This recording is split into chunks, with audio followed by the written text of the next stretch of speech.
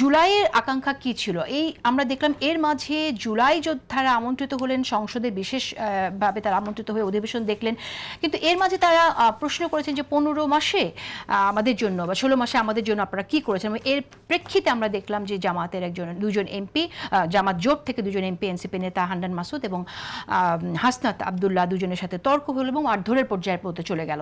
তো জুলাই যোদ্ধাদের এরকম একটা প্রশ্নের এরকম একটা আমরা দেখলাম যে উত্তেজনার মধ্য দিয়ে যেন মারধরের মতো একটা পরিস্থিতি সৃষ্টি হচ্ছে, সেরকম একটা সিচুয়েশন আমরা অবজার্ভ করলাম।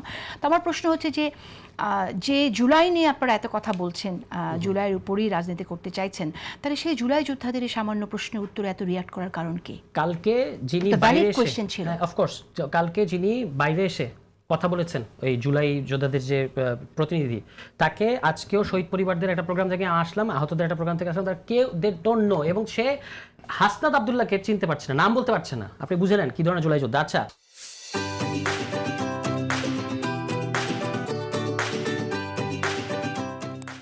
নাফিজুল ইসলাম নুরেন তিতুমির কলেজের ছাত্রলীগ নেতা, এখন ভোলপাল্টে ছাত্রদল হয়েছে, তাকে কালকে আপনি ওইখানে ভিআইপি গ্যালারিতে এবং সরকার প্রধান জনাব তারেক রহমান তার সাথে কথা বলে এসেছে। আপনি এই ছাত্রলীগ নেতাকে 5 তারিখের আগ পর্যন্ত তার সমস্ত অ্যাক্টিভিটিস এগুলো বের হয়েছে যে সে ছিল ছাত্রলীগ নেতা, তাকে আপনি জুলাই যোদ্ধা নামে ওখানে নিয়ে গেলেন কেন? এবং যেভাবে যে প্রেসিডেন্স আপনি যে পার্লামেন্টারি ডেমোক্রেসির তো একটা আদব আছে, আপনি এরকম এখানে নিয়ে গিয়ে বসে একজন সংসদ সদস্য কালকে কথা বলছিলেন পার্থ সাহেব, আমি তাকেও মানে এখন ডিফেন্ড করতে চাই যে তিনি একজন সংসদ সদস্য, হি ওয়াজ স্পিকিং, এই সময় আপনি ভুয়া চিৎকার করছে। এইটা কি আপনাদের পার্লামেন্টারি ডেমোক্রেসি?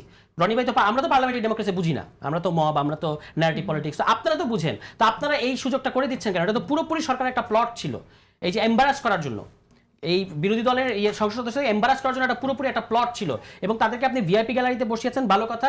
এবং সংসদ সদস্য কথা বলার সময়ও আমিও তো গ্যালারি থেকে বসছি, আমরা তো কোনো কথা বলি নাই, এবং এটা বলাটার কোনো রীতিও না। যখন সংসদ চলবে ইউ কিপ সাইলেন্ট। তো তাদেরকে আপনি এটা ব্রিফ না, এবং যারা প্রত্যক্ষদর্শী তারা পুলিশ বলেছে তাদেরকে আপনারা এখন সামনে যান, এখন চিৎকার করেন, এগুলো এখান থেকে পুলিশের ডিরেকশনে এই ঘটনাগুলো ঘটেছে, ওখানে যারা নিরাপত্তার দায়িত্বে থাকেন, এটা যারা প্রত্যক্ষদর্শী ওখানে তারাই বলেছেন। আজকে আমি ওই প্রোগ্রাম থেকে আসলাম, স্লোগান যে দিয়েছে এটা কি কার ডিরেকশনে দিয়েছে বলে আপনি বলতে চাইছেন? ভুয়া স্লোগান এটা এই পুরো প্লটটা সাজিয়েছে সরকার। এবং দেখেন না, সরকার নিজের দলের সংসদ সদস্যকে ভুয়া স্লোগান দেওয়ার জন্য প্লট সাজাবে, ওই যে মিসফায়ার বলে এটাকে। এর আগের দিন ছুঁড়ে ফেলা নিয়ে পার্থ সাহেব কথা বলছেন না, 1 বছর আগে পার্থ সাহেব আপনার ওই বলেছেন যে সংবিধান ছুঁড়ে ফেলতে পারে জনগণ, এবং সে 1 বছর পরে উনি আবার এটাকে স্বাধীনতা বিরোধীর সাথে ট্যাগ দিয়ে দিচ্ছেন। ফলে এটা তো সংবিধান ছুঁড়ে ফেলার যে কথাটা আমরা দেখছি, আপনারা ফটোকার্ড করে জামাতের এবং এনসিপি নেতারা ফটোকার্ড ইউজ করছেন, প্রচার করছেন, কিন্তু আমরা কিন্তু পুরো বক্তব্যে যখন বিএনপি চেয়ারপারসনের বক্তব্য যাচ্ছে তখন বলছে হাসিনা যত সংশোধন করেছে সব ছুঁড়ে ফেলে দেব। তার মানে হেডলাইনটা আছে আমরা এই সংবিধান ছুঁড়ে ফেলে দেব। আমি যেটা কানে শুনেছি, আমি শেয়ার দিয়েছি, আমরা এই সংবিধান, উনি বলছেন সংবিধান ছুঁড়ে ফেলে দেব, এর পরের লাইনটাও তো পড়তে হবে, এর পরের কথাটা যে সেটাও জানতে হবে। এর পরে কিন্তু উনি বলেছেন যত সংশোধন হয়েছে ছুঁড়ে ফেলে দেওয়া হোক, সংবিধান ছুঁড়ে ফেলে দেওয়া, I have no problem. But problem হলো যখন আপনি এই ছুঁড়ে ফেলে দেওয়াটাকে, তো বেগম খালেদা জিয়া তো ছুঁড়ে ফেলে দেওয়ার রেটরিক ব্যবহার করছেন কিনা, রূপক, যেটা কালকে সালাউদ্দিন সাহেব বলছেন, রূপক ব্যবহার করছেন কিনা? তাহলে এখন যখন আমরা বলি তখন আমাদেরকে স্বাধীনতা বিরোধী ট্যাগ দিবেন কেন? এবং এই পার্থ সাহেব বলেন নাই, আপনারা তো আক্ষরিক অর্থে বলছেন, আপনারা তো একটা সভা করে আক্ষরিক অর্থে কি সংবিধান কিভাবে ছুঁড়ে ফেলে দেওয়া যায়? কারণ আমার ঘরে সংবিধান আছে, আমি ছুঁড়ে ফেলে দিলাম, কি যাবে আসবে? সেটা তো বিষয় না। ছুঁড়ে ফেলে দেওয়াটা আমরা আক্ষরিক অর্থে বলছি, এটা কিভাবে নিশ্চিত হচ্ছেন? আমরাও পলিটিক্যালি বলতেছি, কারণ হচ্ছে আমরা তো জোনায়েদ সাকিব ভাইয়ের ক্রিটিকগুলো দেখেন, এই সরকারের গুরুত্বপূর্ণ প্রতিমন্ত্রী জোনায়েদ সাকিব ভাইয়ের এবং রুবেল ভাইদের দলের ক্রিটিকগুলো দেখেন এই সংবিধান নিয়ে। ওনারা 72 সংবিধানের সমালোচনা করেন নাই?